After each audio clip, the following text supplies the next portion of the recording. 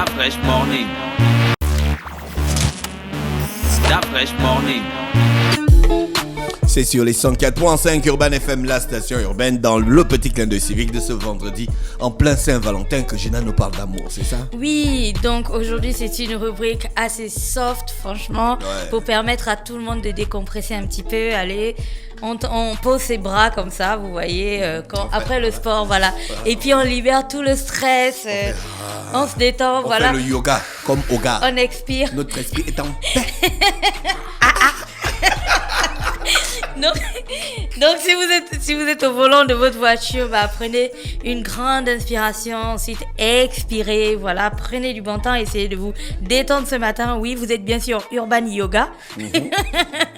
Avec Oga. Voilà, avec Oga. Essayez de vous détendre un petit peu, parce qu'aujourd'hui on ne va pas parler d'un sujet qui fâche. Au contraire, on va parler d'un sujet pour mettre tout le monde bien, et on va donc parler de l'amour. Alors le site L'Express, je pense qu'on connaît tous L'Express aussi et la crédibilité de ce média. L'Express a publié en 2004 un article sur l'amour, l'importance de l'amour en fait pour la santé, parce que oui, au même titre que l'eau fraîche, la nourriture saine, l'air pur ou l'exercice physique, le sexe et l'amour au sens large ont un effet bénéfique sur la santé. D'accord. De nombreuses études ont confirmé le lien entre l'amour et la santé physique, mais aussi la santé mentale des individus, et donc il est même indispensable à la survie d'un être humain. Je parle de l'amour. Donc sans amour, par exemple, tu sais que sans amour, par exemple familial, tu sais que tu peux avoir des personnes qui vont avancer dans la société avec une sorte de manque. C'est comme si c'était un puzzle et qu'il manquait une pièce. En fait, ils auront un problème psychologique. C'est comme s'ils avaient une absence qu'on n'arrivait pas à combler, et c'est la même chose donc pour les personnes qui évoluent dans la vie et qui se sentent pas aimées. L'être humain à la base, on l'a tous appris quand on était au lycée, nous sommes des animaux sociaux, c'était ça, voilà. Et donc on peut pas évoluer tout seul. Pour preuve, lorsque quelqu'un a fait un acte répréhensible, par exemple, qu'est-ce qu'on fait? On lui prive en fait on le prive, qu'est-ce que je raconte? On le prive du regard des autres, on le prive de comment ça s'appelle? De l'ambiance, enfin du fait de vivre avec les autres. On l'incarcère. On le met en prison, et quand on a envie de le sanctionner encore plus, on le met dans une cellule d'isolement, et c'est prouvé que les cellules d'isolement, ça peut totalement chambouler le mental d'une personne, parce que un être humain à la base n'est pas fait pour rester autant de temps tout seul en fait, et voilà. Donc vous comprenez pourquoi on a tout le temps besoin d'avoir des personnes autour de nous, on a tout le temps besoin de parler à ses amis, on a besoin de sortir avec des personnes qu'on aime, d'aller manger et ainsi de suite, et surtout on a besoin de se sentir aimé, de sentir que quelque part dans ce monde il y a une personne pour qui on compte, ou il y a des personnes pour qui on compte, et c'est tout ça en fait qui fait en sorte qu'il y a des personnes qui ne pensent pas à chaque fois qu'elles ont des difficultés à sauter le pas, par exemple du suicide, parce qu'elles se disent que il y a des personnes qui les aiment, elles ont en fait un rôle à jouer, elles ont une importance dans la vie. Sauf que une fois que quelqu'un se donne la mort, la plupart du temps c'est parce qu'elle est convaincue qu'elle manquera à personne et que personne ne l'aime, et ainsi de suite. Donc à la base c'est toujours ça. Et donc il y a plusieurs types d'amour. Et ça, vous le savez déjà. Il y a l'amour romantique, donc celui qui est célébré aujourd'hui à travers la Saint-Valentin. C'est celui qui permet de développer en fait une passion pour une personne en particulier. Après, on a l'attachement à long terme. Et l'attachement à long terme, c'est ce qui pousse les deux partenaires en fait à unir leur destinée, à vivre ensemble, qu'ils soient mariés ou non.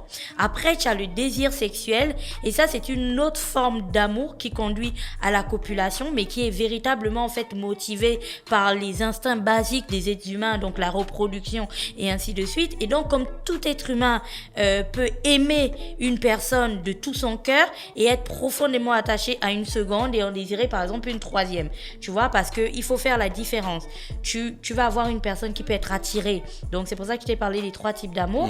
Une personne qui est attirée par une autre personne, la même personne va vouloir passer sa vie vie avec une autre personne différente de la première, donc être profondément attaché à cette seconde personne, et après tu as cette même personne qui va en désirer une autre, mais c'est purement physique, tu vois, et là ça résout le problème des petites et de qui me trompe et de qui fait quoi et des placements et de voilà qu'on a toujours au Gabon, tous les débats de pourquoi les hommes sont volages et machin. Et enfin les femmes aussi.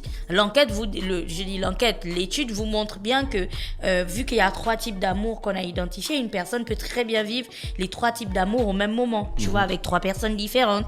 Mais il faut bien faire la différence entre l'attachement à long terme, donc la personne que vous avez décidé d'épouser, avec laquelle vous vivez, ou avec laquelle vous vivez tout simplement comme ça, mais qui partage vos jours, vous ne vous imaginez pas de partager votre vie avec quelqu'un d'autre. Il faut différencier ça de l'amour romantique, de la passion que vous avez pour une personne en particulier, du style quand tu la vois, tu as des fourmis dans le ventre, ton cœur s'emballe, c'est les papillons. Bon, les papillons dans le ventre, ton cœur s'emballe et ainsi de suite. Et puis tu fais bien la différence avec le troisième, le désir sexuel, parce que tu peux très bien avoir une personne qui vit avec quelqu'un dans sa maison, ça peut être son mari ou sa femme, et puis développer quand même un désir sexuel hyper brûlant pour une autre personne, tu vois. Donc voilà ce que l'étude disait. Après, l'autre point qui est intéressant, c'est le sentiment amoureux. Donc, comme je vous disais, l'être humain, en fait, ne peut pas évoluer sans amour, et le sentiment amoureux est très, très important, et il est caractérisé par un comportement liant à la fois l'exaltation et la dévotion. Parce que pour certaines personnes, en fait, l'homme, comme je vous le disais, on peut pas vivre sans amour. C'est pas que quelqu'un peut décider, c'est que c'est dans notre constitution. Pourquoi ? Supposez-vous, par exemple, que dans cette enquête, ça a été prouvé qu'une personne à qui on projette la photo d'une autre personne qui l'aime, par exemple, disons un homme, si on projette la photo de la femme qu'il aime, mais cet homme-là, tu sais, dans son cerveau, donc les scientifiques l'ont prouvé, dans son cerveau, ça va activer en fait les mêmes hormones que celles qui s'activent lorsque quelqu'un a consommé de la cocaïne, par exemple, en plus de la libération de la production de certaines hormones comme la testostérone et tout ça, et puis l'hormone du bonheur, la dopamine. La dopamine, voilà. Donc c'est un petit peu la même chose. Après, il y a, comme je vous le disais, pourquoi est-ce que l'amour est important pour la santé ? Parce que l'acte d'amour n'est pas le seul responsable de tous les bienfaits. C'est-à-dire que le fait de ken, vous voyez, quand on libère tous de la dopamine et ainsi de suite, c'est pas le seul point qui est important dans l'amour. L'amour, c'est aussi important pour la santé parce que dans l'amour, vous avez l'empathie, vous avez la bienveillance, vous avez les attentions réciproques et surtout le sentiment de sécurité. Qui est présent dans une relation affective, et ça joue un rôle très important sur la santé physique et mentale des partenaires. Ça évite que les gens plongent dans la dépression, ça diminue considérablement le taux de stress et ça booste le système immunitaire d'une personne. C'est-à-dire que lorsque quelqu'un est en pleine période où elle est amoureuse, en fait, tu vas voir que cette personne est véritablement beaucoup plus détendue, beaucoup plus joyeuse, beaucoup plus professionnelle, même à fond dans le travail, parce que elle se sent bien, et puis physiquement même ça a des bienfaits parce que, comme je vous le disais, ça renforce le système immunitaire. Et pour l'homme au sens large, comme je vous le disais, le fait de sentir qu'on est aimé par quelqu'un ou qu'on aime quelqu'un, ça permet de lutter contre les maladies psychiques qui ont un impact donc sur la santé physique. Et on sait que le fait d'être très stressé ou le fait d'être vraiment déprimé, ça peut conduire à certaines maladies physiques qui peuvent conduire à la mort. Et puis chez les uns, donc comme je le disais, la consommation de certaines drogues ou d'alcool augmente significativement lorsque ils sont en période de dépression. Par exemple, le fait d'aimer quelqu'un qui ne nous aime pas, tu vois, ça peut faire plonger quelqu'un dans de la dépression. Et après, il y a, je pense, quelque chose que tout le monde a partagé, c'était la relation entre le sexe et la santé. Donc, on rigole bien quand on voit certains de ces articles comme ça, où on dit que avoir du sexe, par exemple, pour les personnes qui sont en âge d'en avoir, je le précise, quand on voit des articles comme ça et tout, je sais que certaines personnes rigolent souvent.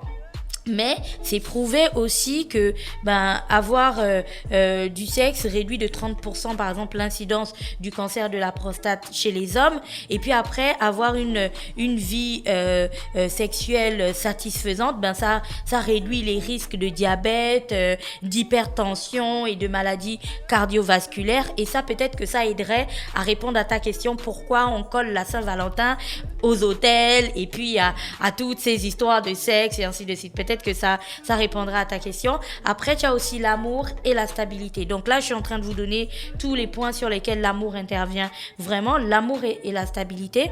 Donc, c'est la sagesse populaire qui veut que si les relations amoureuses et intimes entre deux partenaires sont satisfaisantes, ces derniers auront moins tendance à aller voir ailleurs et ces derniers seront plutôt bons conseillers en fait pour les autres. Donc, chez l'être humain, comme je vous parlais d'hormones tout à l'heure, l'ocytocine, l'ocytocine est un anti-stress puissant qui a probablement un effet dopant sur le système immunitaire. Et cette hormone, donc c'est aussi une hormone qui est bien produite lorsque on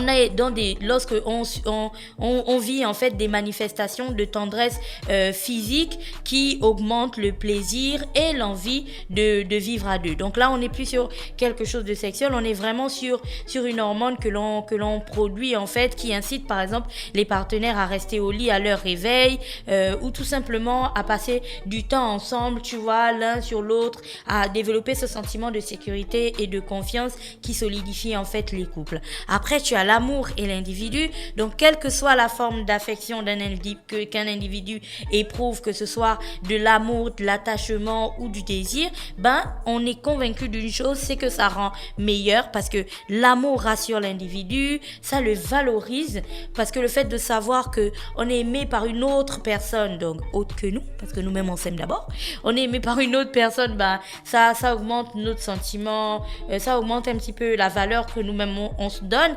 Ça rend aussi plus créatif, et c'est un sentiment qui permet de développer la tendresse, la générosité, le goût de la découverte et surtout le désir d'apprendre. Donc, nous devons tous être de meilleures personnes, et c'est pour ça que pour augmenter notre capacité à mieux vivre en société, tu as vu que les sociétés ont opté pour la légalisation de l'union entre deux individus, donc le mariage qui est fortement encouragé, parce que par exemple, lorsqu'on donne un poste à responsabilité à un individu, il y a des postes pour lesquels on va exiger que l'individu soit marié, parce que c'est pas qu'on a peur qu'il papillonne de gauche à droite. C'est véritablement parce qu'on sait que lorsqu'une personne est mariée, lorsqu'une personne est en couple, lorsqu'une personne a une vie de famille stable, ou dans sa vie privée, il a véritablement les bases qui font en sorte qu'il se sente aimé,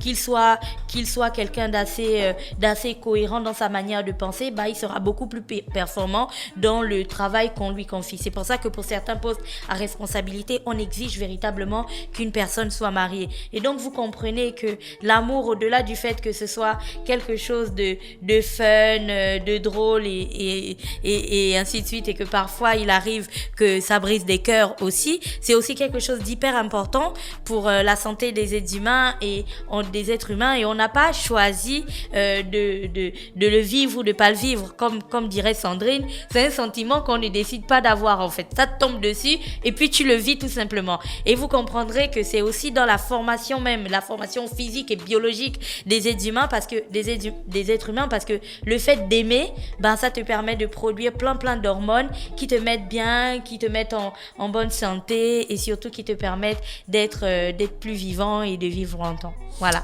Merci. Donc, Gina, ça. Avec nous ce matin. Joyeux Très belle rubrique sur l'amour. C'est important d'aimer, ça donne de l'énergie. Et d'être aimé. Ça donne de la force, ça donne de l'énergie et de la force.